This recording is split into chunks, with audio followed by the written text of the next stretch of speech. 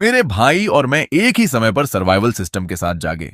एक था decomposition system. मेरा छोटा भाई ब्लाइंड डीटी के सामने शो ऑफ करना चाहता था। उसने सबसे पहले डिकम्पोजिशन सिस्टम को बाइंड कर लिया। मेरे पास बस बचा हुआ सिस्टम लेने के अलावा कोई ऑप्शन नहीं था। लेकिन किसे पता था, सिर्फ 5 दिन बाद टेम्परेचर गिरकर -70 डिग्री हो जाएगा। पूरी दुनिया बर्फ और स्नो से ढक जाएगी। मैंने कॉपी सिस्टम पर भरोसा करके आखिरी दिनों में उसे और उसकी ग्रीन टी गर्लफ्रेंड को सपोर्ट किया। आखिरकार रेस्क्यू टीम आने तक समहाउ सरवाइव कर लिया। लेकिन उसी ने मौका देखकर मुझे फ्रोजन रिवर में धक्का दे दिया। भाई, मुझे ब्लेम मत करना। मैं ल्यू रुयान को फ्रीज नहीं होने दे सकता। वैसे भी तुम ज्यादा देर सरवाइव नहीं कर पाओगे, तो बेहतर है हमें फुलफिल कर दो। और फिर मैं वापस उसी दिन लौट आया जब सिस्टम अवेकन हुआ था। मेरा छोटा भाई पागलों की तरह रेप्लिकेशन सिस्टम छीनने लगा। मैं समझ गया, वो भी रीबॉर्न हो चुका है। भाई, बचपन से आपने मुझे लीड किया है। आप ये कॉपी सिस्टम मुझसे नहीं छीनोगे, है ना? बिल्कुल नहीं, तुम मेरे इकलौते भाई हो। सिंस तुम्हें कॉपी सिस्टम पसंद है, तो मैं बाकी वाला डिकम्पोजिशन सिस्टम ले लेता हूं। यह सुनकर जीबोहोंग ने राहत की सांस ली। उसकी आंखों में थकान की झलक थी। उसने तुरंत कंफर्म बटन दबाया। Replication system binding successful. बस टारगेट आइटम को टच करो और वही आइटम परफेक्टली रेप्लिकेट हो जाएगा। कोई कूल डाउन नहीं। सिस्टम की आवाज सुनते ही जीबोहोंग खुशी से उछल पड़ा। रेप्लिकेशन सिस्टम मेरा है। मैं उसे ठंडे चेहरे से नाचते हुए देखता रहा। पिछली जिंदगी में भी यही सीन उसके लिविंग रूम में हुआ था। हम दोनों ने एक साथ सिस्टम अवेकन किया था। उस वक्त जीबोहोंग ल्यू रोयान के सामने शो ऑफ करना चाहता था और बिना सोचे डिकम्पोजिशन सिस्टम चुन लिया। मुझे मजबूरी में रेप्लिकेशन सिस्टम लेना पड़ा। किसे पता था, सिर्फ 5 दिन बाद एक एक्सट्रीम कोल्ड डिजास्टर पूरी दुनिया में फैल जाएगा। टेम्परेचर गिरकर -70 डिग्री हो गया। पूरा शहर एक पल में बर्फ की मूर्ति बन गया। हम घर में फंस गए और सप्लाईज सबसे बड़ी प्रॉब्लम बन गई। मैंने सिस्टम के सहारे उसे और ल्यू रुयन को सपोर्ट किया, जो सिर्फ चीखना जानती थी, कुछ और नहीं। मैं खुद खाने से कतराता था, कपड़े भी कम पहनता था, बस बेस्ट सप्लाईज उनके लिए बचाकर रखता था। 3 महीने तक किसी तरह सरवाइव किया। आखिरकार रेस्क्यू आ गया। लेकिन रेस्क्यू में सिर्फ 2 जगह थीं। जी बोंग ने ल्यू रुयान को बोट पर चढ़ाने के लिए बिना हिचकिचाए मुझे नदी में धक्का दे दिया। उस बर्फीले पानी में डूबते हुए मैंने कसम खाई, अगर दोबारा मौका मिला तो मैं उनसे खून का हिसाब लूंगा। और अब भगवान ने मुझे सच में यह मौका दे दिया। भाई, क्या देख रहे हो? पछता रहे हो? नहीं, बस खुश हूं। मैंने नजर हटा ली और सीधे डिकम्पोजिशन सिस्टम को बाइंड कर लिया।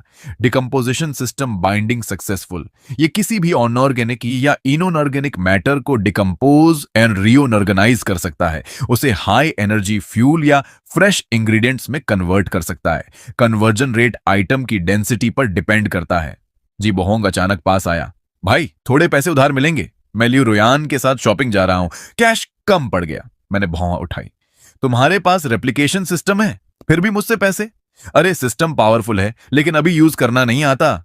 बस कुछ मील बैग्स खरीदने हैं। जब सिस्टम समझ जाऊंगा, 100 कॉपी करके बेच दूंगा, फिर इंटरेस्ट के साथ पैसे लौटा दूंगा। कितने चाहिए? 50,000। मैंने बिना कुछ बोले सीधे फोन निकाला और उसे पैसे ट्रांसफर कर दिए। मैसेज देखते ही वो मुस्कुराया। जब मैं दुनिया का रिचेस्ट आदमी बनूंगा, तुम मेरे ड्राइवर बनोगे। वो कार कीज लेकर निकल गया। दरवाजे तक पहुंचकर अचानक रुका। वैसे वेदर फोरकास्ट कह रहा है कि ठंड बढ़ेगी, कुछ रैग्स खरीद लेना। तुम्हारा डिकम्पोजिशन सिस्टम गार्बेज भी तोड़ सकता है। दरवाजा जोर से बंद हुआ। मेरे चेहरे की शांति तुरंत गायब हो गई। 5 दिन, बस 5 दिन बाकी हैं। मुझे हर सेकंड का इस्तेमाल करना होगा। मैंने तुरंत फोन उठाया। हेलो ब्रदर ली, मेरा डाउनटाउन वाला हाउस तुरंत सेल पर डाल दो। फुल कैश चाहिए। आज डील हो जाए तो मार्केट प्राइस से 3 लाख कम भी चलेगा। कॉल कट करते ही मैंने सारे लोन ऐप्स खोल दिए, जहां से पेमेंट मिल सकती थी। सब जगह अप्लाई कर दिया। सिर्फ आधे घंटे में मेरे वी चैट में 1 मिलियन आ गए। दिल तेजी से धड़क रहा था। मैंने तुरंत बॉस जांग को कॉल किया। मुझे मिलिट्री ग्रेड इंसुलेशन चाहिए, 2 हाई पावर डीजल जनरेटर्स और 50 बैरल्स डीजल। आज ही डिलीवरी चाहिए। मनी कोई इशू नहीं। इस बार मैं एक perfect constant temperature safe house बनाऊंगा। 3 बजे एजेंट बायर को लेकर आया। 2 मिलियन में डील फाइनल हुई। मैंने तुरंत सबर्ब्स में एक विला विद बेसमेंट रेंट कर लिया। बेसमेंट की मोटी दीवारें, एक परफेक्ट रिफ्यूज थी। मैंने वर्कर्स बुलाए और ओवरनाइट रेनोवेशन शुरू कर दिया। वॉल्स पर 3 layers insulation, advanced air circulation system install किया गया। रात में जीबोहोंग का कॉल आया, भाई तुम कहां मर गए, घर का लॉक क्यों बदल दिया? मैंने हाउस बेच दिया। तुम पागल हो गए हो, मैं और ल्यू रुयान कहां रहेंगे? तुम्हारे पास रेप्लिकेशन सिस्टम है, होटल में रह लो, गोल्ड बार्स कॉपी करके पेमेंट कर देना। मैंने ट्राई किया, बहुत थकान होती है, गोल्ड कॉपी करने की ताकत नहीं है, ये तुम्हारी प्रॉब्लम है। मैंने कॉल काट दिया। अब पिछली जिंदगी में उसने मुझे 3 साल तक एक्सप्लॉइट किया था, इस बार मैं उसे कुछ भी फायदा नहीं लेने दूंगा। रात 10 बजे रेनोवेशन पूरा हुआ। पूरा बेसमेंट अब एक इंडिस्ट्रक्टिबल बंकर बन चुका था। अब अगला स्टेप सप्लाईज जमा करना। लेकिन मैं सुपरमार्केट नहीं गया क्योंकि फूड खत्म हो जाता है, लेकिन मेरा डिकम्पोजिशन सिस्टम एक एंडलेस रिसोर्स है। मैं पिकअप लेकर स्क्रैप यार्ड पहुंचा। बॉस, मुझे सारे वेस्ट प्लास्टिक और ओल्ड टायर्स चाहिए। वो मुझे पागल समझने लगा। इतना कचरा लेकर क्या करोगे? मैंने एडवांस फेंका, सब कुछ ट्रक में डालो। अगले 3 दिन मैंने पूरे शहर के स्क्रैप यार्ड साफ कर दिए। कपड़े, फर्नीचर, कंस्ट्रक्शन वेस्ट, सब कुछ विल्ला में जमा कर लिया। पूरा यार्ड गार्बेज के पहाड़ में बदल गया। चौथे दिन शाम हल्की बर्फ गिरने लगी। टेम्परेचर तेजी से गिरा। न्यूज अभी भी लोगों को काल्म कर रही थी। ये बस नॉर्मल कोल्ड वेव है, लेकिन मैं जानता था ये अपोकलिप्स की शुरुआत है। मैंने वीचैट खोला। जी बोहोंग की पोस्ट थी। वो और ल्यू रुयान लग्जरी रेस्टोरेंट में बैठे थे। टेबल पर केवियार और रोमने कॉन्टी था। कैप्शन, फॉलो मी और मजे करो। ल्यू रुयान का comment, dear you're the best, I love you. मैंने हंसते हुए लाइक कर दिया। उसे नहीं पता, हर रेप्लिकेशन उसके बॉडी की एनर्जी खत्म कर रही है। कल एक्सट्रीम कोल्ड आएगा और वो 10 मिनट भी सरवाइव नहीं कर पाएगा। अचानक विल्ला का डोर जोर से पीटा गया। मैंने सीसीटीवी खोला। जी बोहोंग और ल्यू रुयान बाहर खड़े थे। जी लिंगशुआन, दरवाजा खोलो। मैंने इंटरकॉम दबाया। यहां तुम्हारे लिए कोई जगह नहीं है। क्या बकवास है, घर बेचकर यहां छुप गए? ल्यू रुयान बोली, आप बहुत क्रूल हैं, वो आपके अपने भाई हैं। मैं हंस पड़ा जोर से। ये लुशवान, मैं उससे जलूं किस बात से? इस बात से कि वो बस एक आई स्कैन बनकर फ्रीज होने वाला है। जीबोहोंग गुस्से में बड़े आयरन डोर को लात मारता है। तू यहां जल रहा है, मैं अब एक गॉड बन चुका हूं रेप्लिकेशन सिस्टम के साथ। जब चाहूं पूरे शहर की मटेरियल्स कॉपी कर सकता हूं। मैंने धीरे से कहा, तो फिर एक स्टोव कॉपी करके बाहर आग सेंक लेना। मैंने स्टीमिंग कॉफी का कप उठाया और धीरे से एक एसआईपी लिया। जीबोहोंग का चेहरा जम गया। वॉकी टॉकी से आती उसकी आवाज में ड्रामा साफ सुनाई दे रहा था। पिछली जिंदगी में जो मेरा नौकर बना फिरता था और इस जिंदगी में जो हाउस बेचकर भाग गया, दोनों इमेजेस अचानक ओवरलैप हो गईं। सेफ हाउस पहले से तैयार, क्रेजी डोमेस्टिक स्टॉक पाइल। आखिरकार उसे समझ आ गया। तू भी रीबॉर्न हुआ है, उसने दांत पीसते हुए कहा, वरना मुझे गुस्सा मत दिला। दरवाजा खोल दे अभी। आगे चलकर मैं लग्जरी लाइफ जीऊंगा, तुझे भी सूप का एक एसआईपी दे दूंगा। अगर अभी भी जिद करेगा, जब एपोकलिप्स आएगा तब घुटनों पर गिरकर भी भीख मांगेगा तो कुछ नहीं मिलेगा। दफा हो जा। मैंने बस एक शब्द कहा और वॉक टॉक बंद कर दिया। जी लिंगसुआन, तू हरामी है, रुक देख लेना। बाहर से उसकी बेबस गालियां सुनाई दे रही थीं। मैंने सर्विलांस स्क्रीन पर देखा। वो गुस्से में ल्यू रुयान को घसीटते हुए ले जा रहा था। मेरी आंखों में कोई इमोशन नहीं था, बस 12 घंटे बचे थे एक्सट्रीम कोल्ड आने में। मैं बेसमेंट के कोने में गया। वहां यार्ड से लाए हुए आइस्ड प्लास्टिक बॉटल्स का ढेर पड़ा था। अब डिसअसेंबली सिस्टम टेस्ट करने का टाइम है। मैंने एक बॉटल उठाई और बटन दबाया। Decomposition plus restructuring target high purity anthracite confirm. हल्की ब्लू लाइट के साथ सिस्टम एक्टिवेट हुआ। कुछ सेकंड्स बाद प्लास्टिक बॉटल की जगह ब्लैक एंथ्रासाइट कोल के टुकड़े पड़े थे। मैंने एक उठाया, सॉलिड, डेंस, परफेक्ट। मैंने उसे कास्ट आयरन फायरप्लेस में डाला। फ्लेम तुरंत जल उठी। न स्मोक न पोल्यूशन, बस इंटेंस हीट। थर्मोमीटर स्टेडी होकर 26 डिग्री सेल्सियस पर रुक गया। फिर मैं रॉटन वुड के ढेर के पास गया। Target fresh Australian wagyu beef. Blue light फिर चमकी। मेरे हाथ में एक टॉप क्वालिटी वाग्यू स्टेक था। मैंने अनजाने में सलाइवा निकला। पिछली जिंदगी याद आई। 3 साल तक जीबोहोंग और बाकी लोगों के लिए मैंने फ्रोजन बार्क और रैट मीट खाया था, और आज मेरी आंखें लाल हो गईं। मैंने तुरंत स्किलेट गर्म किया, बटर डाला, सिजल। पूरे बेसमेंट में खुशबू फैल गई। स्टेक तैयार होते ही मैंने एक पीस काट कर मुंह में डाला। जूस बर्स्ट हुआ, सेटिस्फैक्शन सीधा दिमाग तक गया। यही है असली जिंदगी। फोन खोला, फैमिली ग्रुप फट चुका था। ये मौसम क्या हो रहा है? मदर इन लॉ, हीटिंग बंद, पाइप्स फ्रीज होकर फट गए, ग्लास तक फ्रीज हो गया।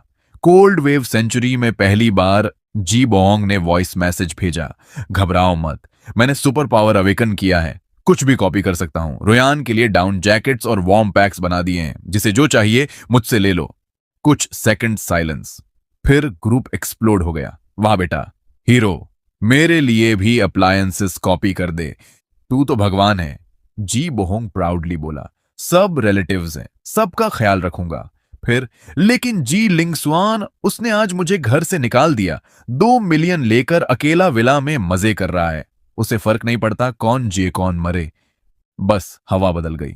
इतना सेल्फिश, इतना सीधा लगता था, क्रिटिकल मोमेंट में इतना कोल्ड ब्लडेड, अपने भाई को भी निकाल दिया। मैं हंस पड़ा। ये है असली मॉरल किडनैपिंग।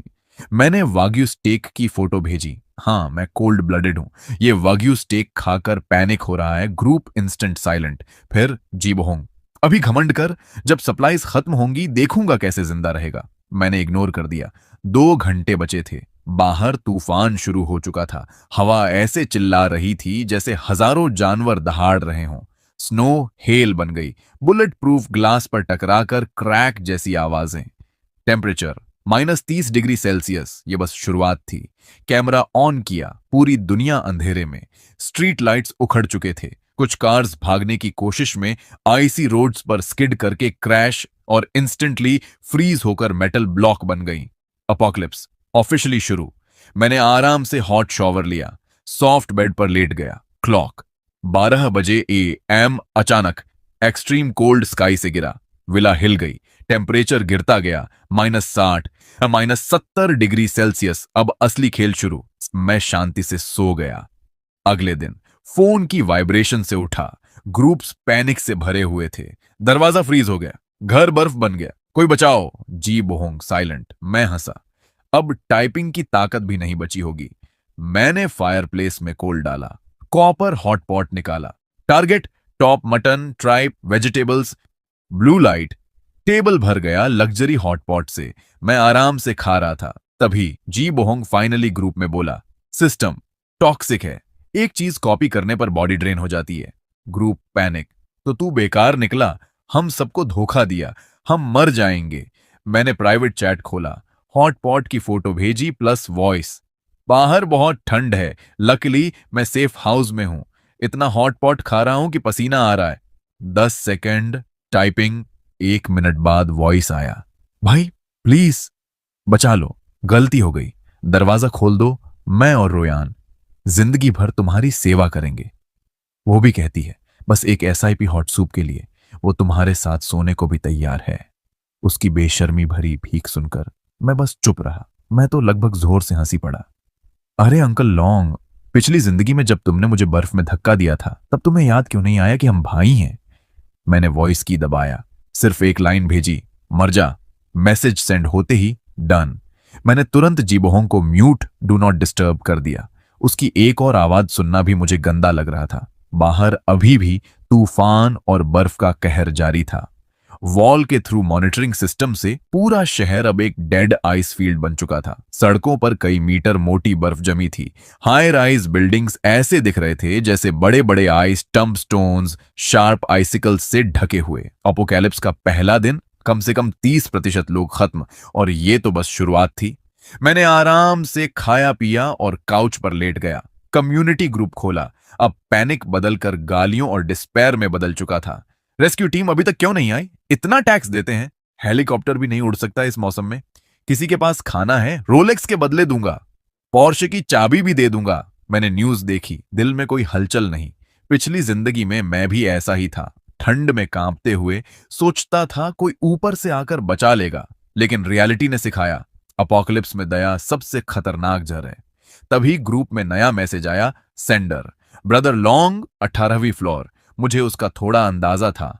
लोकल गैंगस्टरन कम्युनिटी में दबंग लोगों से प्रोटेक्शन मनी लेता था। उसका मैसेज, बहुत हुआ ड्रामा, जिसके पास भी सप्लाईज हैं खुद आकर दे दो, सबको बराबर बांटा जाएगा।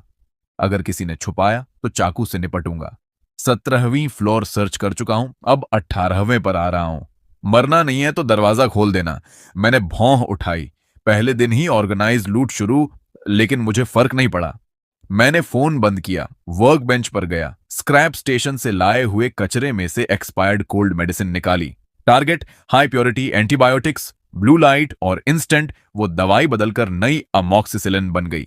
एक्सट्रीम कोल्ड वर्ल्ड में फूड और कैलोरीज के बाद मेडिसिन बराबर प्राइसलेस। मैंने दवाइयां अरेंज की, फिर चॉकलेट और बिस्किट्स भी प्रोसेस किए। अगले कुछ दिन मैं लिटरली लग्जरी लाइफ जी रहा था। हर दिन फीस्ट, गेमिंग कंसोल तक बना लिया। बाहर की दुनिया hello on earth. Extreme cold का 5वां डे। मैंने फोन खोला, वीचैट में हंड्रेड्स अनरीड मैसेजेस, मोस्टली जी बोहोंग के। मैंने खोला, मर जा, तू इंसान नहीं है, तेरे पास सब कुछ है फिर भी नहीं बचा रहा। रुयान को फीवर है, मेडिसिन दे दे। मैंने ब्रेड कॉपी करने की कोशिश की, खून उल्टी हो गई। क्या तू हमें मरते देखना चाहता है? लास्ट मैसेज, एक फोटो, जी बोहोंग, स्किनी, आंखें ढंसी हुई, होंठ नीले, ल्यू रुयान। और भी बुरी हालत। ये हालत देखकर मुझे अजीब सा रिलीफ मिला। मैं हंसा, रिप्लाई किया, इतना ही बर्दाश्त नहीं हो रहा, शो तो अभी शुरू हुआ है।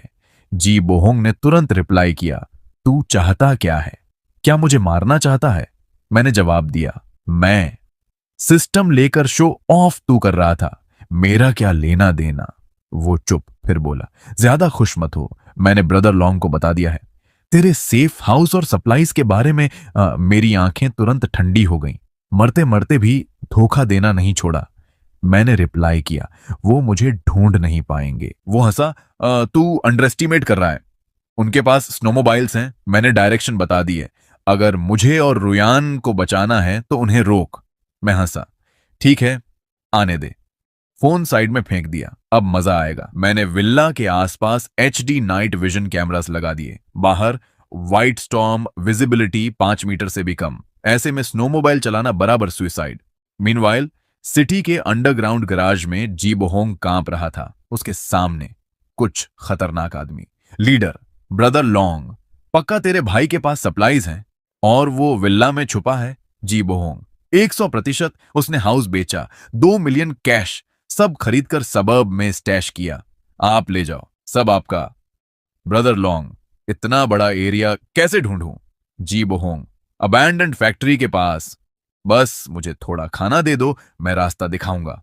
एक आदमी हंसा, तेरी हालत देख, तू बाहर निकलेगा तो वहीं फ्रीज हो जाएगा। जी बोहोंग गिर पड़ा, लेकिन डर के मारे कुछ बोला नहीं। उसने ल्यू रोयान की तरफ देखा, आंखों में खतरनाक चमक। मैं खुद नहीं जा सकता, लेकिन मेरे पास वैल्यू है, मेरे पास रेप्लिकेशन सिस्टम है। थोड़ी कैलोरीज दो, मैं कुछ भी बना सकता हूं। Replication system? ब्रदर लॉन्ग की आंखें चमक उठीं। उसने जी बोहोंग के बाल पकड़ लिए। सच बोल रहा है? जी बोहोंग दर्द में भी हंसा, बस खाना दे दो, अभी दिखाता हूं। ब्रदर लॉन्ग हंसा, ठीक है, आधी मोल्डी ब्रेड दे दो इसे। अपोकलिप्स में आधी सड़ी रोटी भी ट्रेजर है। जी बोहोंग ने बिना चबाए खा ली। ब्रदर लॉन्ग ने एम्प्टी सिगरेट पैक फेंका, अब ह्वाजी सिगरेट कॉपी कर। जी बोहोंग ने सिस्टम एक्टिवेट किया, ब्लू लाइट, नई सिगरेट पैक हाथ में। लेकिन उसी वक्त उसने खून उगल दिया, बॉडी कांपने लगी, जमीन पर गिर पड़ा। ब्रदर लॉन्ग ने सिगरेट उठाई, एक जलाकर कश लिया। इंटरेस्टिंग पावर, से जिंदा रखो। अब ये हमारी प्रोडक्शन मशीन है, जब तक सांस है यूज करते रहो। जी बोहोंग डर गया, ब्रदर लॉन्ग ऐसा मत करो। वो इतना डर गया कि जैसे उसकी आत्मा ही निकल गई हो। वो पागलों की तरह जमीन पर सिर पटक पटक कर गिड़गिड़ाने लगा, मैं आपका आदमी हूं, मैंने आपको जी लिंगस्वान का पूरा एड्रेस बताया, आपने कहा था मुझे खाना देंगे। ब्रदर लॉन्ग ने सिगरेट का धुआं सीधे उसके चेहरे पर उड़ा दिया। खाना दिया ना, आधी रोटी कम है क्या? जब लाओ त्सू का खाना खा लिया तो अब लाओ त्सू के लिए काम करेगा। इसे नीचे ले जाओ, यूटिलिटी रूम में बंद करो। 2 आदमी आगे बढ़े, जी बोहोंग को मरे हुए कुत्ते की तरह घसीटते हुए ले गए। उसकी चीखें पूरे अंडरग्राउंड गैराज में गूंजती रहीं। ल्यू रुयान कोने में सिकुड़ी हुई सब देख रही थी। उसका शरीर डर से कांप रहा था। उसे तुरंत समझ आ गया, जी बोहोंग अब पूरी तरह बेकार हो चुका है। अगर उसे जिंदा रहना है उसे तुरंत नया सहारा चाहिए। उसने दांत भींचे, एक जबरदस्ती की चार्मिंग स्माइल निकाली और रेंगते हुए ब्रदर लॉन्ग के पैरों में गिर गई। ब्रदर लॉन्ग, मैं आपके सामने कुछ भी नहीं हूं। आज से मैं आपकी हूं। आप जो चाहें मैं सब करूंगी। ब्रदर लॉन्ग ने उसे ऊपर से नीचे तक देखा। उसका साफ लेकिन खूबसूरत चेहरा, उसकी आंखों में गंदी चमक आ गई। उसने उसकी ठुड्डी पकड़कर जोर से दबाया। कुछ भी करेगी? ल्यू रुयन ने आंखें बंद कर ली, धीरे से बोली, हाँ। ब्रदर लॉन्ग हंसा। अच्छा, मुझे ऐसे लोग पसंद हैं जो हालात समझते हैं। उसने उसे सीधे कंधे पर उठा लिया। पहले मजा लेते हैं। कल वेस्टर्न सबर्ब्स चलेंगे, बड़ा माल है वहां। अगली सुबह मैं बेसमेंट में फ्रेश ब्रेड खा रहा था और एक पुरानी मूवी देख रहा था। अचानक सर्वेलेंस सिस्टम ने जोर से अलार्म बजाया। मैं तुरंत उठा, कॉफी कप रखा और मॉनिटरिंग स्क्रीन के पास गया। स्क्रीन पर विला से लगभग 1 किलोमीटर दूर स्नो में कुछ काले धब्बे दिखे। जूम किया, 3 स्नोमोबाइल्स लीड कर रहा था। Brother long. मैं हंसा। इतनी हिम्मत, सिटी सेंटर से यहां तक आ गए। -70 degree Celsius temperature, 2 metre snow, कम से कम 2 से 3 घंटे लगे होंगे। मैंने कुछ नहीं किया, बस चुपचाप देखता रहा, जैसे कोई धीरे धीरे मरने आ रहा हो। आधे घंटे बाद वो लोग गेट तक पहुंच गए, गाड़ियों से उतरे, ठंड से कांप रहे थे, मचेटे पकड़ना भी मुश्किल। ब्रदर लॉन्ग, ये डोर बहुत स्ट्रांग है, अंदर कैसे जाए? ब्रदर लॉन्ग ने दांत भींचे। मोलोटॉव कॉकटेल फेंको, दरवाजा गर्म करो, फिर हैमर से तोड़ देंगे। अंदर अनलिमिटेड सप्लाईज हैं। उन्होंने बॉटल फेंकी या आग भड़की, लेकिन -70 डिग्री सेल्सियस में कुछ ही सेकंड में बुझ गई। ब्रदर लॉन्ग गुस्से में चिल्लाया, हैमर लाओ। 2 आदमी हैमर लेकर आए, पूरी ताकत से मारा। हैमर उछल गया, वो खुद बर्फ में गिर पड़े। डोर पर एक स्क्रैच तक नहीं आया। मैं अंदर बैठकर ये सब देख रहा था और हंस रहा था। मैंने वॉकी टॉकी दबाया। सुबह सुबह लोगों के दरवाजे तोड़ना बैड मैनर्स है। सब चौंक गए। ब्रदर लॉन्ग चिल्लाया, जीलिंग स्वान, बाहर आ। तेरे भाई ने सब बता दिया। दरवाजा खोल, सप्लाईज दे दे तो तुझे छोड़ दूंगा। मैंने आराम से कहा, तोड़ ले, धीरे धीरे। वैसे एक रिमाइंडर, टेम्परेचर अभी -74 डिग्री सेल्सियस है। इतनी देर बाहर खड़े हो, शरीर अभी काम कर रहा है? मेरी बात सुनकर उनके होश उड़ गए। एक आदमी ने अपने हाथ की तरफ देखा। क्रैक, उसका हाथ टूटकर बर्फ में गिर गया, जैसे पॉप्सिकल। वो जोर से चीखा। बाकी डर गए। हम मर जाएंगे, ये दरवाजा नहीं टूटेगा, भागो। 2 आदमी स्नोमोबाइल की तरफ भागे। स्टार्ट करने की कोशिश, इंजन फ्रीज हो चुका था। हम खत्म। ब्रदर लॉन्ग ने देखा, डोर नहीं टूटा, गाड़ी नहीं चली। पहली बार उसकी आंखों में डर आया।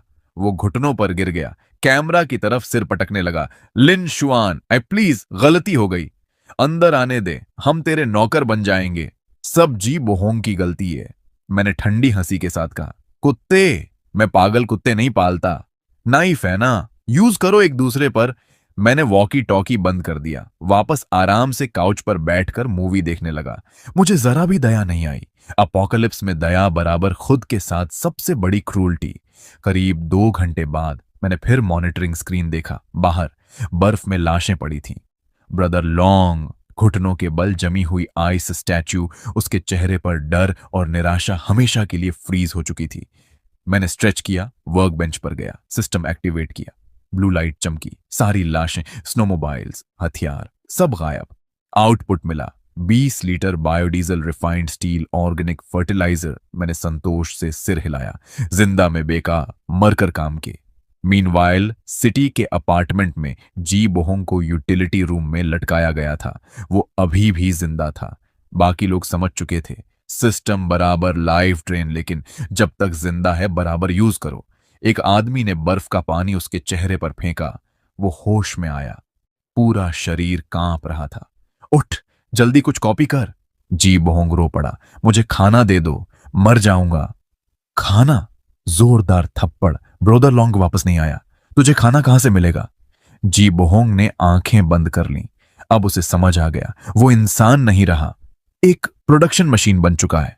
उसे पछतावा हुआ, बहुत गहरा पछतावा। अगर मैंने वो सिस्टम नहीं लिया होता, अगर मैंने जी लिंगस्वान को धोखा नहीं दिया होता, तो आज मैं भी फायरप्लेस के पास बैठा होता। मैं आराम से हॉट पॉट खा रहा था। अफसोस, इस दुनिया में रिग्रेट की कोई दवा नहीं होती। एक्सट्रीम कोल्ड अपोकैलिप्स का 30वां दिन। बाहर की दुनिया पूरी तरह मर चुकी थी। ब्रदर लॉन्ग और उसकी गैंग का कोई खतरा नहीं बचा था। मेरी जिंदगी अब बेहद रेगुलर, थोड़ी बोरिंग लेकिन बहुत कंफर्टेबल थी। हर दिन एक्सरसाइज बेसमेंट में वेजिटेबल्स का ख्याल, डिकॉम्पोजिशन सिस्टम से बाहर की बर्फ और कंस्ट्रक्शन वेस्ट को प्रोसेस करना। रिजल्ट, सप्लाईज कम नहीं हुई, उल्टा और बढ़ती ही गई। सिटी सेंटर के अपार्टमेंट में पूरी तरह एनार्की, अराजकता फैल चुकी थी। ब्रदर लॉन्ग गायब, कभी वापस नहीं आया।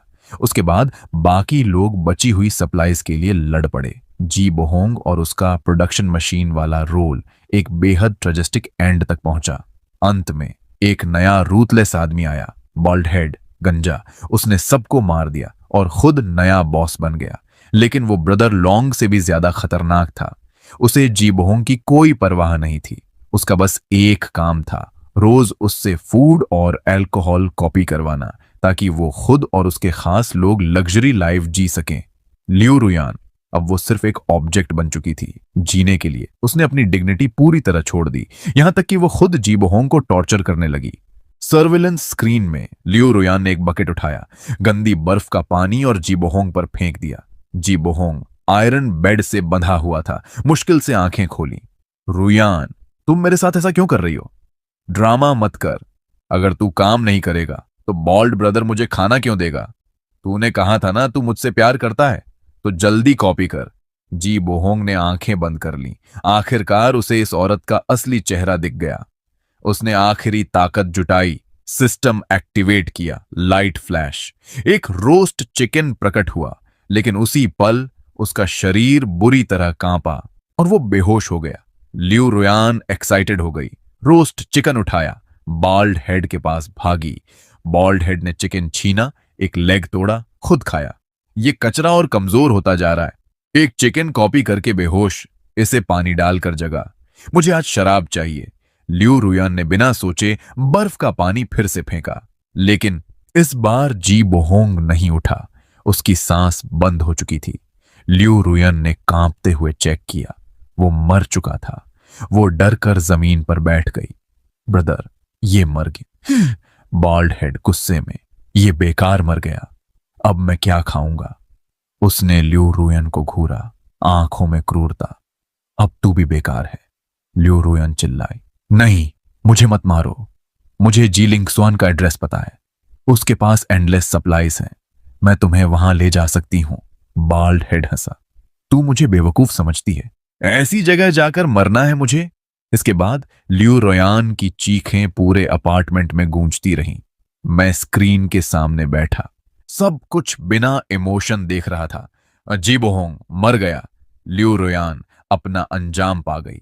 पिछली जिंदगी के दोनों गुनहगार अब अपनी सजा भुगत चुके थे। लेकिन मुझे कोई खुशी नहीं हुई, सिर्फ एक शांति मिली, रिवेंज कंप्लीट होने की। ये अपोकलिप्स सच में इंसानों को एक दूसरे को खाने पर मजबूर कर देता है। 100वां दिन, टेम्परेचर अभी भी -70 डिग्री सेल्सियस, पूरा शहर बर्फ में दफन। मुझे नहीं पता ये स्टॉर्म कितना चलेगा, 1 साल, 10 साल, लेकिन अब मुझे फर्क नहीं पड़ता। मेरे बेसमेंट में फ्रेश फूड उग रहा है, हॉट स्प्रिंग वाटर है, सिस्टम स्टेबल है। मैंने एक छोटा होम थिएटर भी बना लिया। मूवीज, गेम्स, मेरी जिंदगी पहले से 100 गुना बेहतर थी। कभी कभी मैं बाहर की फ्रोजन दुनिया देखता। सिटी सेंटर अपार्टमेंट अब पूरी तरह दफन।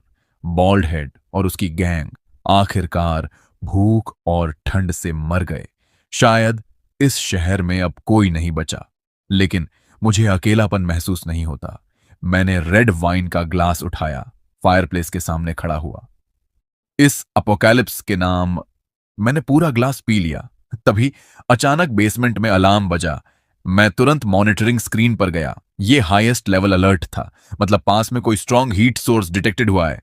कैमरा जूम किया, विल्ला से 10 किलोमीटर दूर एक बड़ा शैडो, एक आइस ब्रेकर शिप जिस पर बना था red cross symbol, rescue team. मैंने उसे बर्फ चीरते हुए आते देखा। सर्च लाइट्स पूरी सिटी स्कैन कर रहे थे, जैसे किसी मिरेकल की तलाश हो। मैंने वॉकी टॉकी उठाया, बस एक बटन दबाता और वो मुझे बचा लेते। मैं यहां से निकल सकता था, वापस ह्यूमन सोसाइटी में। लेकिन मैं रुक गया। एपोकलिप्स में इंसानों का डर ठंड से भी ज्यादा खतरनाक होता है। शिप कुछ देर रुका, सर्च लाइट घुमाया, फिर मुड़ गया, दूसरी दिशा में चला गया। लाइट धीरे धीरे गायब हो गई। मैंने बटन से हाथ हटा लिया। हल्की मुस्कान आई। Goodbye. मैंने स्क्रीन बंद की, कोच पर जाकर बैठ गया। फायरप्लेस जल रही थी, कमरा गर्म था। मैंने आंखें बंद कर लीं, इस शांति को महसूस करते हुए। बाहर दुनिया चाहे जैसी हो जाए, मेरी दुनिया हमेशा बसंत रहेगी।